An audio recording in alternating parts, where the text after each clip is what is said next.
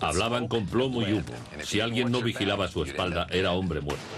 Pistoleros. La palabra lo dice todo. Peligro. Hombres con los que era mejor no encontrarse. Hombres violentos que derramaron sangre en la frontera americana. Earp, Masterson y Hitchcock, por nombrar solo unos pocos. Eran jueces errantes. Solamente tenían dos veredictos: no culpable o muerte. Vamos a examinar las herramientas y técnicas usadas por los hombres más desalmados del oeste. Pistoleros.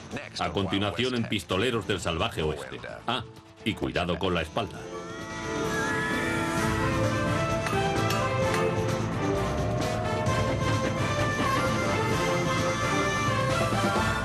Pistoleros del Salvaje Oeste.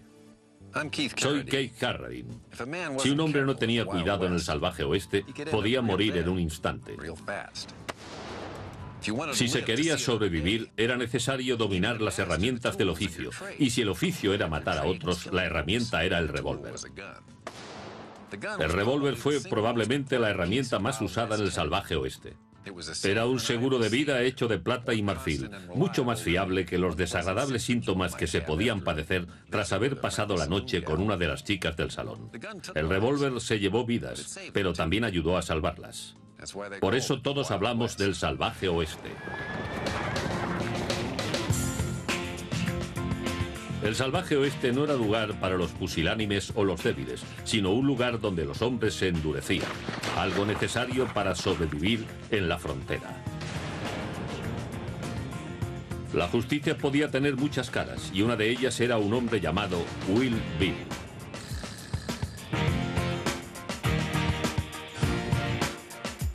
Todas las mañanas, James Balder Hickok vaciaba y recargaba sus revólveres Colt Navy de cachas de marfil.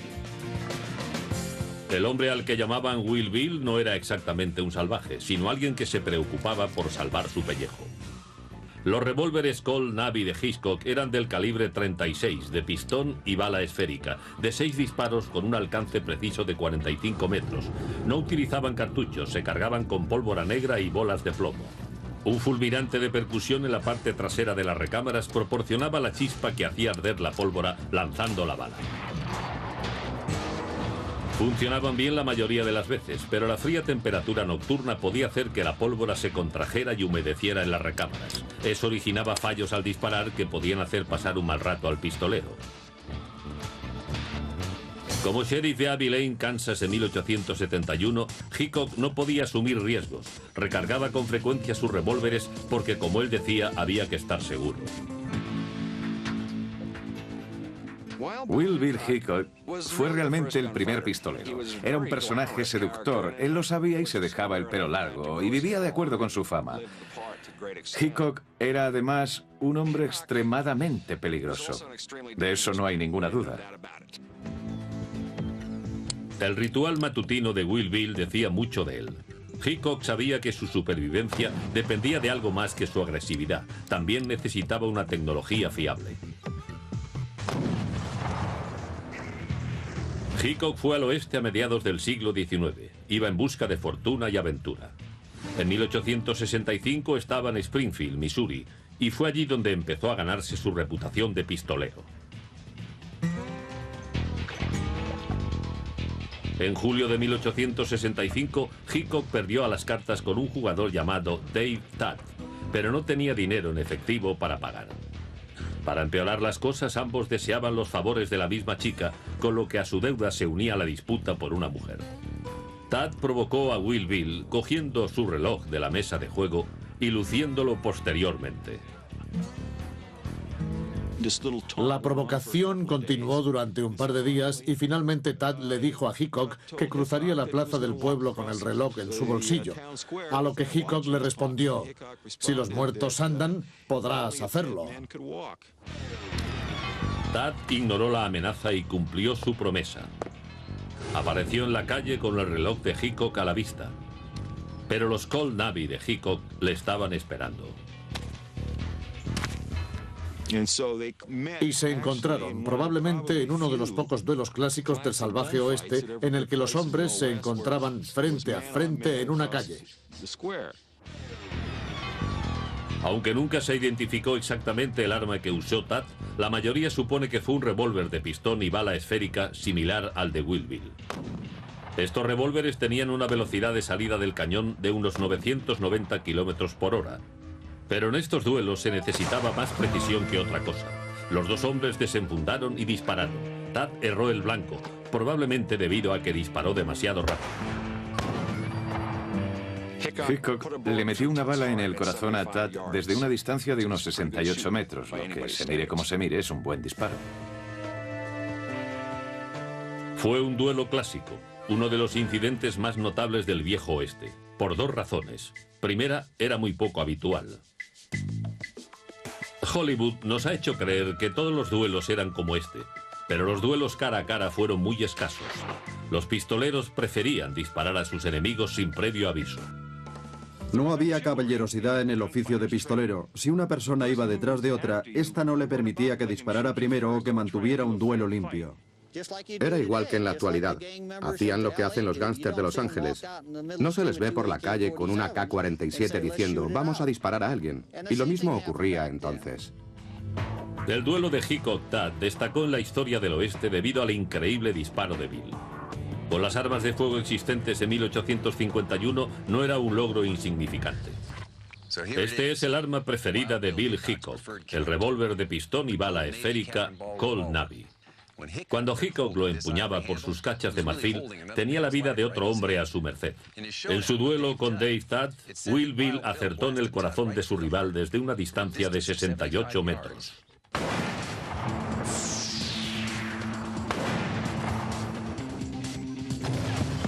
Pensemos en esto, un blanco del tamaño de un puño al que Hickok acertó a casi 70 metros de distancia. A esa distancia es como acertarle a un perro de las praderas desde el otro extremo de un campo de fútbol. Pero Hickok tenía una vista sorprendente y el pulso firme.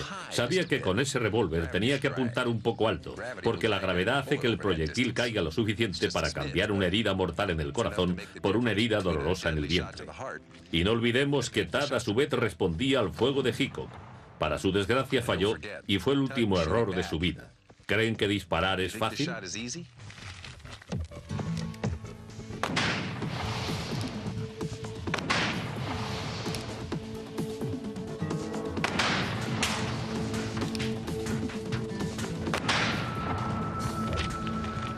Bien, acerté una de 4.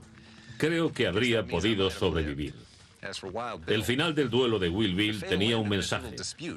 Si alguien pensaba que podía enfrentarse a Hickok, estaba equivocado. A finales de la década de los 80, Bill Hickok encontró empleo como agente del orden en las ciudades ganaderas de Hays City y Abilene. Hubo hombres que trataron de matarlo, pero cayeron ante los revólveres de Bill, tanto ante sus Colt Navy como ante sus Smith & Wesson del calibre 32, que llevaba como armas de reserva. Podías ser muy rápido, podías tener mucha puntería, pero si te enfrentabas a un hombre tranquilo y decidido, eras hombre muerto. Porque Wild Bill era un individuo que podía soportar imperturbable el silbido de las balas pasando junto a su cabeza y que apuntaba y disparaba con mucha precisión. Hickok siempre estaba dispuesto a apretar el gatillo. Pero ser rápido disparando podía tener sus desventajas, y eso fue precisamente lo que acabó con algunos pistoleros.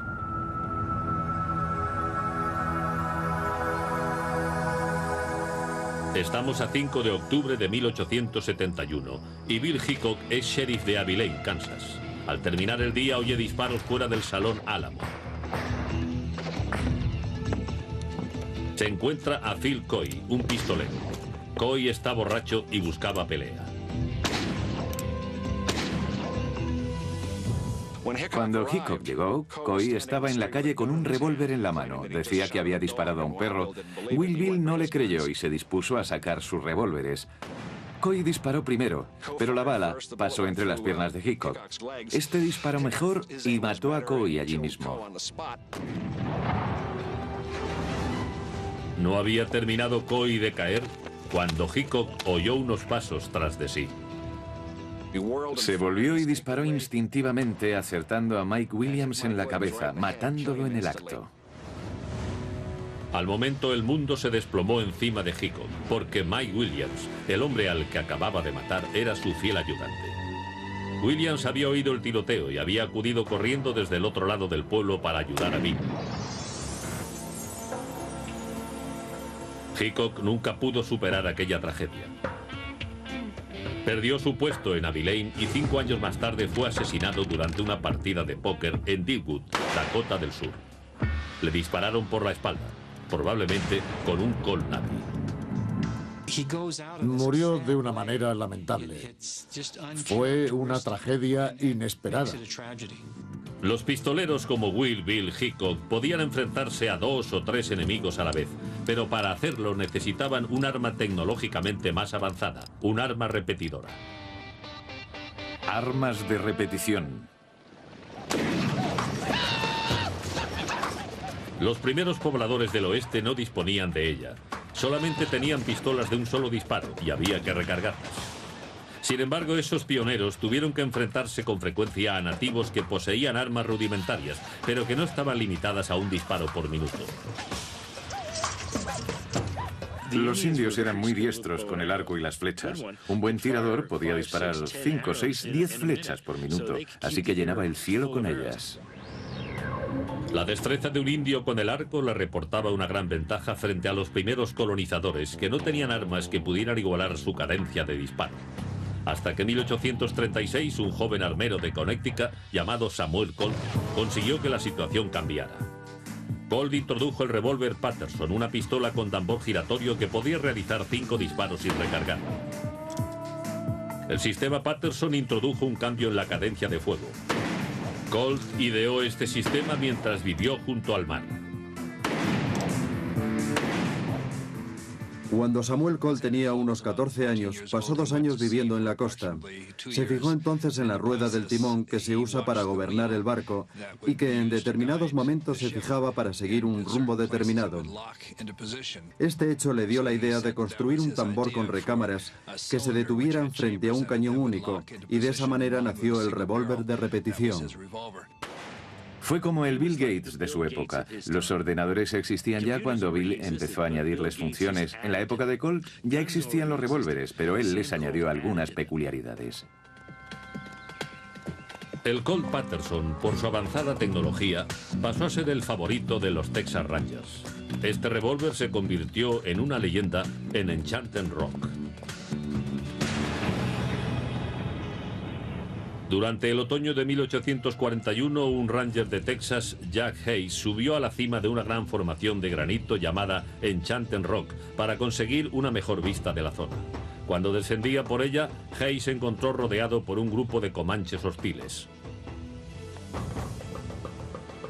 Provisto de un rifle de un solo disparo y de su nuevo revólver Patterson, el ranger se refugió y se dispuso a mantener un peligroso combate. Enchanted Rock, Texas, 1841. Separado de sus compañeros en una misión de exploración, Jack Hayes se encontró rodeado por un grupo de guerreros comanches. Hayes solo disponía de un rifle de un único disparo y un nuevo revólver, un Colt Patterson de 5 disparos. Los comanches utilizaban lanzas y flechas.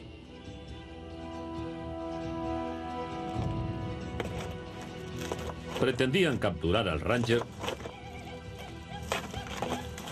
confiados en que poseería armas de un solo disparo.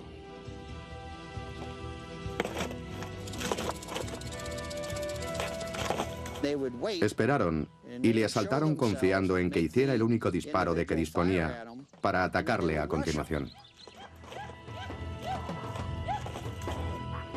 Si Jack solo hubiera dispuesto de un rifle de un único disparo, los comanches le hubieran cortado la cabellera. Pero con su revólver de nueva tecnología consiguió desbaratar sus planes de ataque. Los comanches hicieron que disparara su rifle, pero esta vez Hayes no quedó indefenso, ya que él disponía de un Colt Patterson. El arma de repetición de Hayes detuvo el ataque de sus enemigos. Los comanches se desmoralizaron y se dispersaron cuando los compañeros de Hayes acudieron al oír el ruido de los disparos. Hechos similares con el Colt como protagonista hicieron que aumentara la demanda de armas de repetición en el oeste. 1847-1869. Más de 2 docenas de fabricantes introdujeron revólveres de repetición.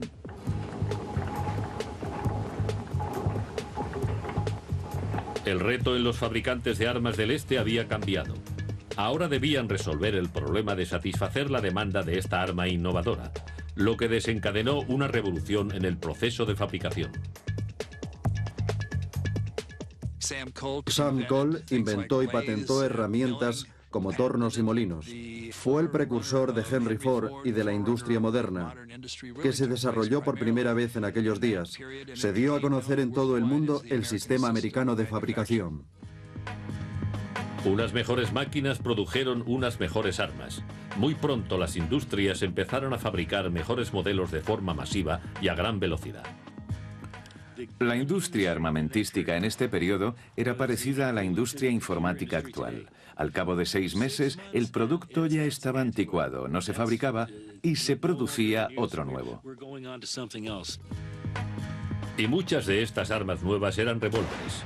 Y aunque uno de ellos le salvó la vida a Jack Hayes en Enchanted Rock, no eran más que armas de corto alcance. Para mantener al enemigo a mayor distancia, los colonos necesitaban armas de repetición, algo que pudiera alcanzar al adversario a varios cientos de metros y que se pudiera disparar repetidamente con gran rapidez. Se tardó un tiempo, pero al fin apareció un rifle 1860 que cumplía con esos requisitos, el Henry. Armas largas de repetición. Desarrollado por el maestro armero B. Tyler Henry, el rifle podía realizar con rapidez varios disparos, pero ya no utilizaba pólvora suelta y balas esféricas. En lugar de eso empleaba una munición mucho más eficaz, el cartucho integral. En 1854, Daniel Wison, famoso más tarde a través de Smith & Wesson, acertó con la idea de extender la longitud de la cápsula del fulminante, añadiéndole más pólvora. A continuación, selló la vaina con una pequeña bala de plomo. Esta munición integral tenía 2 grandes ventajas. Era impermeable y eliminaba la necesidad de llevar pólvora, balas y fulminantes por separado. También consiguió que la recarga fuera más rápida. Tyler Henry, un socio de Wison, aumentó posteriormente el tamaño y el calibre del cartucho que usaría en su nuevo rifle. Este es el modelo clásico de 1860 del rifle Henry. Tiene un tubo depósito bajo el cañón. Cuando se baja la guarda, un nuevo cartucho es introducido en la recámara a la vez que se carga el rifle. Al recoger la guarda, el rifle está listo para disparar. El proceso se podía repetir 15 veces. Un auténtico fenómeno en su tiempo. El Henry fue el primer rifle repetidor verdaderamente práctico. En el verano de 1867, esta vanguardia tecnológica demostró su valía en un combate desesperado por la supervivencia en las praderas de Montana.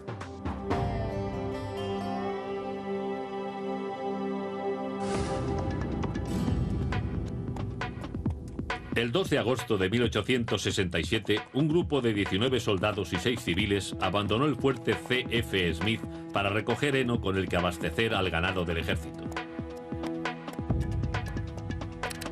Fuerte Smith pertenecía a la cadena de fortificaciones que guardaban la ruta de Bozeman. Esta ruta pasaba justamente por la tierra de los Sioux Lakotas, por lo que el jefe Nube Roja había declarado la guerra a los intrusos. Nube Roja había reunido a cientos de guerreros para atacar coordinadamente varios puestos del ejército. En un apartado lugar de Highfield fue atacado el pequeño grupo de soldados y civiles. La única defensa que tenían aquellos hombres contra los fieros guerreros era un recinto rápidamente construido con madera y un arma casi desconocida en el oeste.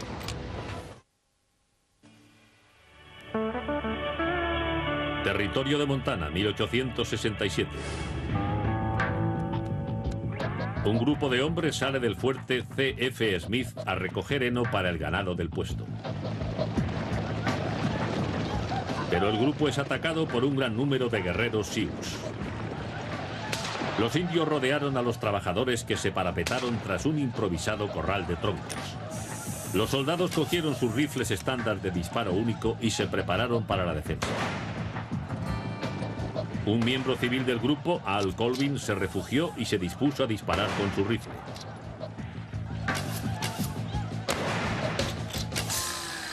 Si Colvin se hubiera encontrado en aquella situación 5 años antes, hubiera tenido que disparar con un arma de un solo disparo.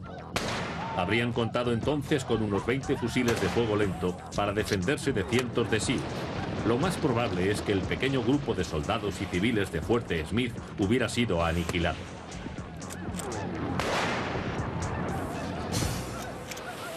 Pero estaban en 1867 y una tecnología mucho más depurada había llegado a manos de muchos colonos de la frontera: el fusil repetidor Henry. Y era precisamente un Henry el rifle que Colvin llevaba, además de munición en abundancia. Con un arma tan avanzada, Colvin creó inmediatamente una infranqueable barrera de plomo. Disparaba muy bien y a una distancia de hasta 70 metros mataba a un indio con cada disparo. Se calcula que debió matar entre 275 y 300 guerreros desde las 9:30 de la mañana hasta las 4:30 de la tarde. Frustrados por el rápido fuego dirigido contra ellos, los Sioux dejaron de atacar aproximadamente a las 5 de la tarde. Gracias al avance de la tecnología de los rifles y a la puntería de Colvin, 23 de los 25 miembros del grupo de trabajo pudieron regresar vivos a Fuerte Smith.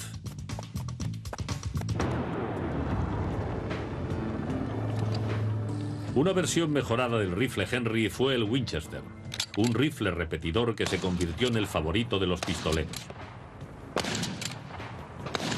Pero las ventajas y facilidades para llevar y desenfundar el arma eran frecuentemente tan importantes como el arma misma. La tecnología de las fundas en el viejo oeste no tenía límites. Al igual que las armas de fuego que contenían, las fundas experimentaron varias transformaciones. Fundas. Empecemos a finales de los años 60. Esta funda era conocida como la Slim Jim y parecía diseñada para guardar una salchicha. Está inspirada en una funda muy común en tiempos de la Guerra de Secesión, pero aquella tenía cubierta y esta no tenía ninguna para que el acceso al revólver sea más rápido. Al cabo de una década nos encontramos con una funda muy popular en los años 70. Es la que llamaban Mexican Loop y estaba hecha de una sola pieza de cuero. Era mayor y más ancha para acomodar cartucheras mayores. Los Colt Peacemaker eran muy populares y las fundas debían adaptarse a ellos. Ahora demos un salto a los años 90. Esta funda era descubierta, la Skellington Rig. Una funda de hombro para desenfundar rápidamente. También de los años 90, la Bridgeport Rig. Fíjense cómo gira, es como un teléfono móvil con su funda, propias para girar el revólver y disparar sin desenfundar. O si se quería, se podía desenfundar y utilizar el revólver normalmente. Era muy práctica cuando se estaba sentado y resultaba difícil desenfundar el revólver. No había más que girarlo y ya estaba listo. Pero no todos los pistoleros llevaban su arma bien visible en la cadera. En la mayoría de los pueblos del oeste, llevar armas era ilegal, a pesar de lo que vemos en las películas. Nadie entraba llevando un arma a un salón en el que todos tenían una. Eso podía traer consecuencias nefastas. Aunque muchos desobedecían la ley y llevaban armas, las llevaban ocultas, pero no las exhibían en la cadera. Iba contra la ley. Incluso los agentes de la ley, quienes sí llevaban armas, obviamente, las escondían con frecuencia bajo la ropa. En las mesas de juego, los jugadores como Doc Holliday solían llevar pistolas pequeñas llamadas Derringer. Eran lo suficientemente pequeñas para ocultarlas en un bolsillo del chaleco. Este es un Derringer clásico. Se abre apretando hacia abajo esta palanca. A continuación se bajan los cañones. Tiene otra palanca pequeña en el lateral que sirve para eyectar los cartuchos. Fáciles de ocultar, las pistolas de bolsillo eran también muy populares como armas defensivas entre las prostitutas. Hubo dos meretrices en El Paso que en 1890 se vieron involucradas en un tiroteo. Una fue alcanzada por la otra en lo que un periódico denominó el arco púbico, pero hubo un error tipográfico y escribieron el arco público. Muchos opinaron que aquella denominación era más adecuada. A los hombres que trabajaban fuera de las ciudades no les importaba mostrar sus armas. Llevaban las fundas que creían más apropiadas para su trabajo cotidiano. En Tucson, Arizona, en 1881, un duelo mantenido cerca de OK Corral ejemplificó a la perfección las diferencias entre los hombres de ciudad y los cowboys en la forma de llevar las armas. En el duelo se enfrentaron los IRB, agentes de la ley urbanos y jugadores, contra los Clanton y McLaury, vaqueros que trabajaban en ranchos fuera de las poblaciones. Los Clanton y los McLaury entraron en el pueblo el día del duelo en OK Corral. Desatendieron a la ley que les exigía depositar las armas y además las exhibieron claramente enfundadas a la cadera. Los IRB se percataron y se dirigieron al corral para desarmar por la fuerza a los vaqueros. Por el camino, otro agente local, John Behan, trató de impedir el enfrentamiento. John era también amigo de los Clanton y McLaury y les dijo a los IRB que se ocuparía del problema y les quitaría las armas a los vaqueros. Entonces ocurrió algo importante. Por el cine tenemos la idea de que todo el mundo llevaba los revólveres al cinto, pero Virgil Earp nos dice en su relato: cuando Behan nos dijo que estaban desarmados, yo cogí mi revólver y me lo pasé a la parte de atrás de la correa. Esto es lo que haría un agente de narcóticos de nuestros días, ¿verdad? Bien, entonces no llevaba funda. Los IRB continuaron su camino hacia el corral, pero no esperaban iniciar un tiroteo tan rápidamente. Wyatt Earp dijo que cogió su pistola y la metió en el bolsillo de su abrigo. Eran hombres de ciudad que llevaban las armas como hacen los de su condición, en bolsillos, no en fundas. Los vaqueros, por otra parte, llevaban calzones y revólver al cinto. Aquí el mito se separa de la realidad. Los Earp no llevaban fundas. Momentos más tarde, con o sin fundas, los IRB descubren que los vaqueros no iban desarmados y que no tenían intención de entregar sus armas. Entonces empezó la refriega. A lo largo de 30 segundos se escucharon los disparos. 3 vaqueros cayeron muertos y 2 de los hermanos IRB fueron heridos de gravedad. Parece que el resultado de la refriega fue debido tanto a la habilidad y aplomo de los contendientes como a las armas de fuego que llevaban. ¿Qué tal les iría en un duelo? El legendario pistolero Wyatt Earp tenía una estrategia. Él decía: cuando tengas prisa, espera un poco. El pistolero sabía que si tenía que matar a un hombre antes de que éste le matara a él, no se podían cometer errores. Cualquiera que empleara trucos extraños al desenfundar, lo más seguro es que acabara muerto. Pero con la práctica se alcanza la perfección. Algunos pistoleros conseguían realizar un truco en el momento oportuno, y entre estos había un tejano de mirada fría llamado John Wesley Harding. John Wesley Harding fue sin duda el pistolero más certero que existió. Muchos de aquellos hombres tenían una reputación falseada. Harding era la excepción. La mayoría de los historiadores están de acuerdo en que mató a su víctima número 40 en su 21 cumpleaños. Algo increíble. Por supuesto, de acuerdo con John Wesley, siempre fue una defensa propia. John Wesley Harding era hijo de un pastor protestante y se cree que mató a su primera víctima a la edad de 15 años. Debido al incidente, tuvo que huir del lugar donde se produjo. Se hizo vaquero y siguió las rutas por las que se llevaba el ganado del norte de Texas a Kansas. Para la mayoría de los vaqueros, el revólver de 6 tiros era una herramienta del oficio. Tenían que atravesar territorios salvajes y necesitaban armas para protegerse y proteger al ganado. A finales de los años 70, durante el siglo XIX, el revólver de 6 tiros más corrientes era el Colt Pacemaker. Disparaba cartuchos metálicos del calibre 45 y tenía un resorte de muelle para expulsar las vainas vacías. Smith & Wesson también fabricaba un revólver de 6 tiros similar llamado Model 3 American. Este era el revólver preferido de Wes Harding. Creía que era algo más que una herramienta de seguridad. Practicaba con él siempre que se le presentaba la ocasión. Adquirió una puntería extraordinaria y de vez en cuando hacía malabarismos con su revólver. No tardó el joven en emplear su arma contra aquellos que él creyó merecedores de un castigo.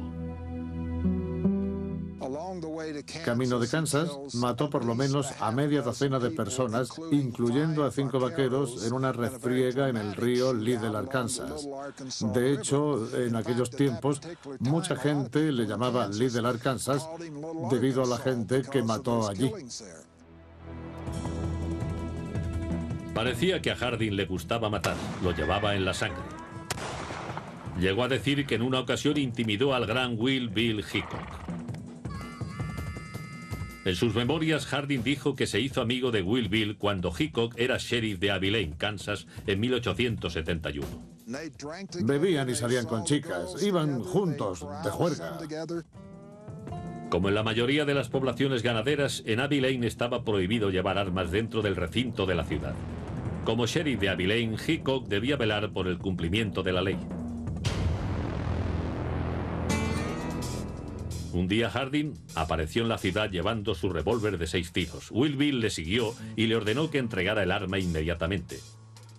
Con una sonrisa maliciosa, Harding sacó su revólver de la funda y se lo ofreció a Bill por la parte de la empuñadura.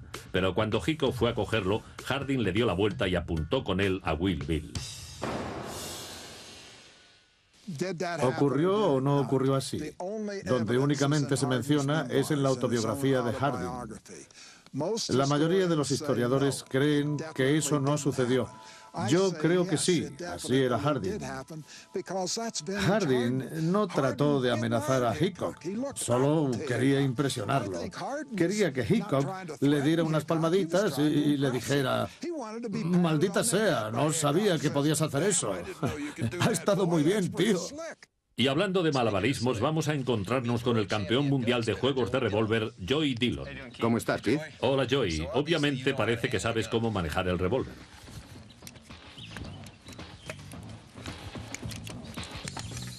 Obviamente. ¿Por qué no nos muestras el truco que le hizo John Wesley Harding a Wild Bill Hickok? Muy bien, por lo que sé, esto es lo que hizo. ¿Por qué no haces de Bill Will y me pides el revólver? Bien, ya conoces las reglas. No se permiten armas en la ciudad. Dámela. Muy bien, sheriff. Con cuidado, este es mi trabajo. Y yo hago esto con naturalidad. Muéstrame cómo perfeccionaste el truco. Bien, Keith, se hace así.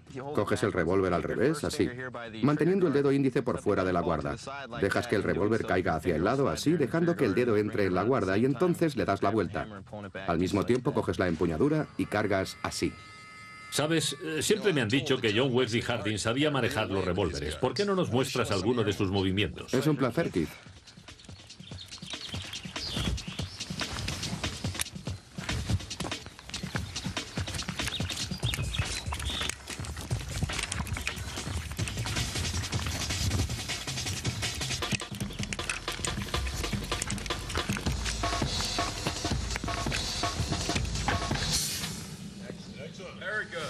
Impresionante, gracias por la demostración. John Wesley Harding vivía fuera de la ley, pero en una ocasión lo arrestaron y entonces empezó uno de los más interesantes capítulos de la historia del salvaje oeste. Por sus crímenes, Wes Harding pasó en la cárcel 17 años. Y algo increíble, estudió leyes en la prisión. Cuando salió era un hombre reformado, al menos hasta cierto punto. Fue admitido como abogado en Texas y abrió un bufete en El Paso. Sin embargo, le gustaba hacer exhibiciones con los revólveres. Se había pasado a los Colt y con frecuencia llevaba un pequeño Colt Thunderer del 41. Lo utilizaba para mostrar su puntería haciendo agujeros a naipes a varios pasos de distancia. Aún seguía sacando el revólver con increíble rapidez. Jeff Milton era el jefe de policía del Paso en 1895. Un día estaba cruzando el río junto con Harding para enfrentarse a unos tipos que habían amenazado a Wesley. Jeff estaba seguro de que no iba a la zaga de nadie con el revólver, pero después de aquella noche su opinión cambió. Vio que Harding sacaba rápidamente su revólver y ponía el cañón contra el vientre de un hombre. Luego diría que él no había hecho más que tocar su revólver cuando Harding ya había sacado el suyo. Se dio cuenta de lo que podía ocurrir si tuviera que arrestar a aquel personaje. Con el tiempo, Harding, ya envejecido, volvió a beber y a jugar de nuevo. Y un mal día se encontró con otro pistolero, John Selman. El 19 de agosto de 1895, Selman entró en el Salón Acme con un Colt Peacemaker en la mano y le disparó una bala del 45 por detrás de la cabeza. El proyectil salió por el ojo izquierdo. Es curioso, pero Selman fue diciendo que le había metido una bala por el ojo. Quería que pareciera que fue en defensa propia, pero le había disparado por detrás de la cabeza. Nadie le creyó, aunque alguien dijo al respecto lo que todos pensaban. Si le acertó en el ojo fue una excelente puntería, pero si le disparó por detrás de la cabeza fue una excelente precaución. No había duda de que el revólver de 6 tiros desempeñó un papel primordial para pistoleros como John Wesley Harding. Pero el revólver era un arma secundaria en el viejo oeste. El rifle era realmente el arma principal.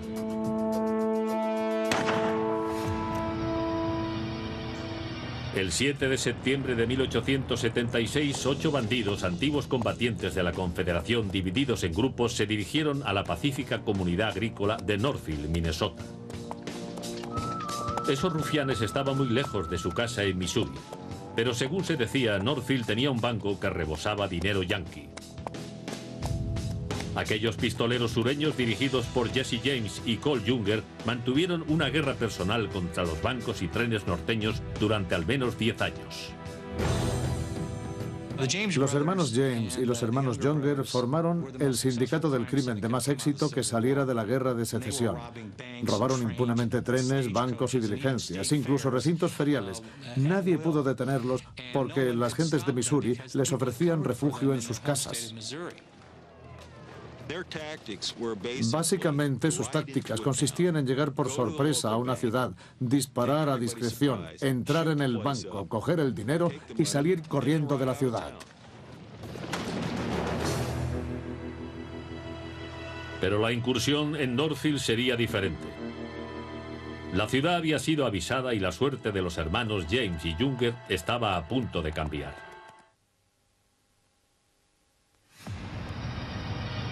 Northfield, Minnesota, 1876. La banda de los James Younger de Missouri, que llevaron sus tácticas de proscritos al norte, confiaba en que los bancos de las pacíficas comunidades de Minnesota fueran presa fácil. La banda se separó en grupos e intentó asaltar al First National Bank de Northfield. Era un buen objetivo. En el banco había miles de dólares. Pero lo que no tuvieron en cuenta es que estaban en la temporada de caza. Y tampoco contaron con la tenacidad de los de Northfield y Minnesota. Y se metieron de cabeza en un avispero. La banda entró en el banco, pero aunque lo intentaron, no pudieron conseguir que el cajero abriera la caja fuerte.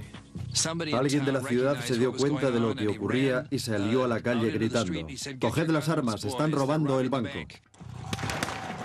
Los pistoleros fallaron el intento de robo y trataron de huir, pero la gente de Northfield estaba armada y preparada. Cogieron rifles de caza que les prestaron en una tienda local. Y desde luego les hicieron daño, porque eran rifles en toda regla. Los rifles tienen gran alcance y precisión y pueden dispararse desde una distancia más que prudencial. Si los ciudadanos de Northfield hubieran escogido revólveres, es probable que el resultado de la incursión hubiera sido diferente. Los revólveres de aquella época no tenían precisión más allá de los 45 metros. Con ellos, los defensores de Northfield hubieran necesitado estar mucho más cerca de la banda para acertar el tiro. Como los del grupo James Younger eran asesinos experimentados, muchos ciudadanos podrían haber muerto y la banda quizás hubiera escapado sin problemas. En lugar de eso, los bandidos salieron llenos de agujeros. 3 de ellos murieron intentando escapar, y todos, menos Jesse James, resultaron heridos. Pero aunque el rifle ayudó a que fracasara el robo de Northfield, el arma tenía una gran limitación. Requería cierta puntería por parte del tirador. La escopeta era más tolerante y se convirtió en una de las armas más mortíferas del oeste. La mayoría de estas escopetas eran de 2 cañones y se abrían para cargarlas por la parte trasera. Esta escopeta debe ser del año 1870 aproximadamente. Es un modelo de cartuchos. Se abre bajando esta palanca. Eyecta los cartuchos, se cargan los nuevos y se cierra. Los martillos se activan manualmente uno tras otro. Tiene dos gatillos. Se pueden hacer dos disparos seguidos o los dos a la vez. Dos cañones y dos gatillos proporcionaban el doble de disparos sin necesidad de recargar. Las escopetas disparaban cartuchos cargados con perdigones o postas.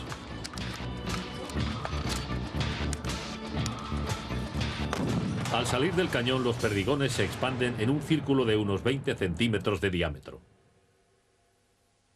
A finales de abril de 1881, una escopeta de dos cañones desempeñó un papel fundamental en una de las evasiones carcelarias más espectaculares de los tiempos del salvaje oeste.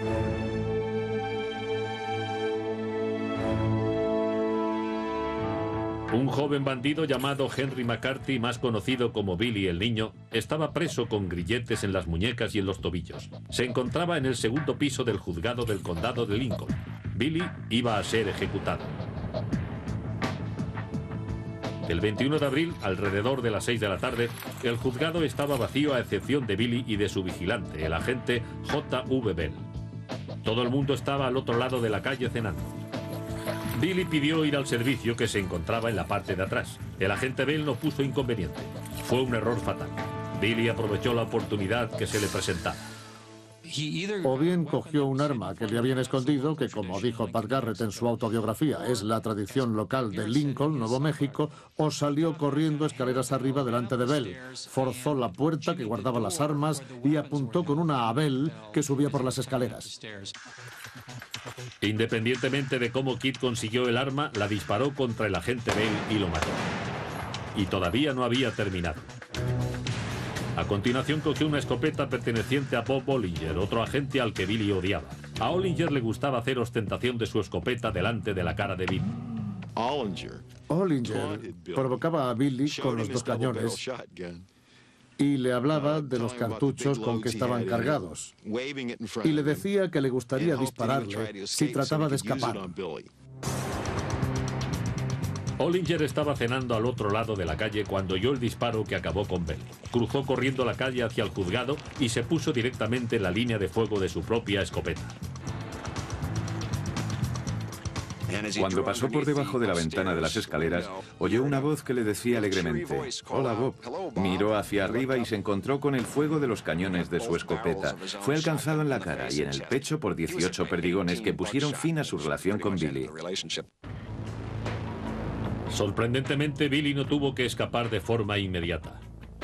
Hacía poco que en la zona habían ocurrido varias escaramuzas y el muchacho había participado en ellas con su Winchester, su Colt Peacemaker y el Colt Thunderer del 41, destacando siempre por su valentía.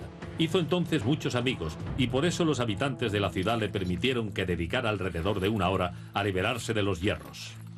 A continuación preguntó si le podían prestar un caballo. Algunos dicen que lo robó. El hecho es que lo pidió prestado y a los 2 días el animal regresó. En cualquier caso, una hora después de matar a sus guardianes, salió tranquilamente de la ciudad y, según los testigos, iba cantando. 78 días después de escapar, el sheriff del condado de Lincoln, Pat Garrett, encontró a Billy desarmado en Fuerte Summer, Nuevo México, y le disparó en la oscuridad con un Colt Peacemaker. Fue un violento fin para una violenta vida. Billy el Niño solo tenía 21 años.